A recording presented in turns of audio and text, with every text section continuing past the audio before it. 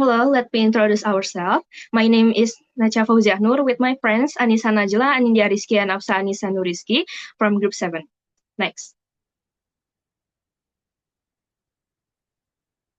We will be reporting an article with the title is Application of Theo van Leeuwen's Critical Discourse Analysis in Liputan6.com News on the Dissolution of BSNP on Data Analysis Steps using Theo van Leeuwen's approach.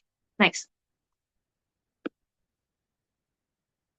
These presentations explore how Theo van Leeuwen's critical discourse analysis in examining media narratives, focusing on Liputan6.com's coverage of BSNP's dissolution. His approach reveals power dynamics through exclusion and inclusion strategies. Understanding this helps uncover media biases and their impact on public perceptions, especially in education policy. Next will be delivered by Anindya. Next is overview of van Leeuwen's approach. There is three key concepts in this model. The first is importance of context. Theo van Leeuwen emphasizes that discourse must be analyzed in its social, political, and ideological context. The language in a text is not neutral, it reflects the interests, values, and power dynamics of the society that produce it. The second is discourse structure. Van Leeuwen's approach identifies specific strategies for representing social actors. The first is exclusion strategies. It involves the removal or backgrounding of social actors to minimize their role in an event. These include pacification, nominalization, and sentence clause replacement. And the second is inclusion strategies. The strategies determine how actors are represented in discourse, which can reinforce or challenge power structures. These include differentiation versus indifferentiation, objectivation and abstraction, nominalization versus categorization, and other methods that highlight or define social actors. And the last is the relationship between language and power. Van Leeuwen's approach saw that language is a tool to build and maintain power relations. By choosing certain language structures, reader can minimize certain groups and empower others.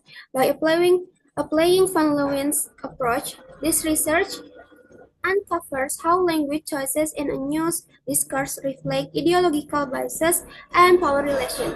Next.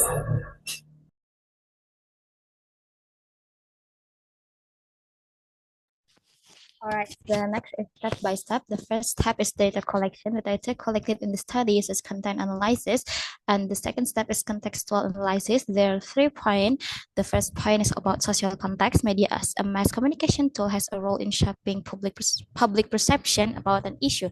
And the second point is about cultural context. Every media has their own ideological tendencies when they present the news. And the last point is about historical context. The dissolution of BNSP through Permendikbudristek number 28 of 2021 cannot be separated from the long history of education in Indonesia. And the next step is about discourse analysis. The discourse is an argumentation with Van Leeuwen's linguistic strategy to highlight power relation. And the fourth step is about ideological analysis. Ideology in the data is identified through linguistic strategies, patterns of actor representation, and conflict of meaning. And the last step is about interpreting of findings. The research findings show how language is an instrument of power. The dual opposition shows between the government and BSNP show that media discourse can become an ideological battle. And the next is the research findings reflect the social change in the Indonesian education system. Next.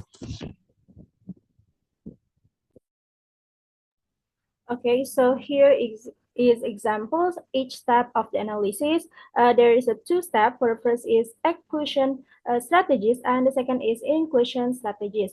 And in the exclusion strategies, there is a pacification. These use a passive structure, eliminating or excluding an actor. The second is nominalization. The use of the word pembubaran is the result of the process of changing the verb membubarkan. The last is replacement of sentence clauses. Without the clause can shift the actor, so the emphasis on the actor's role disappear. The second is inclusion strategies. There is a differentiation, indifferentiation, objectivation, abstraction, nomination categorization, nomination identification, determination, indetermination, assimilation, individualization, and the last is association and dissociation.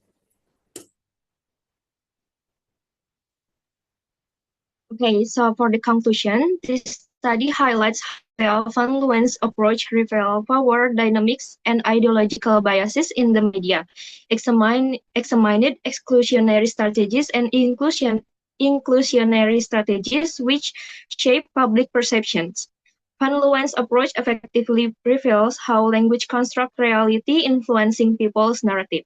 This framework is very useful for critically assessing media discourse, especially in policy discussions. So that's all from our group. Thank you for your attention.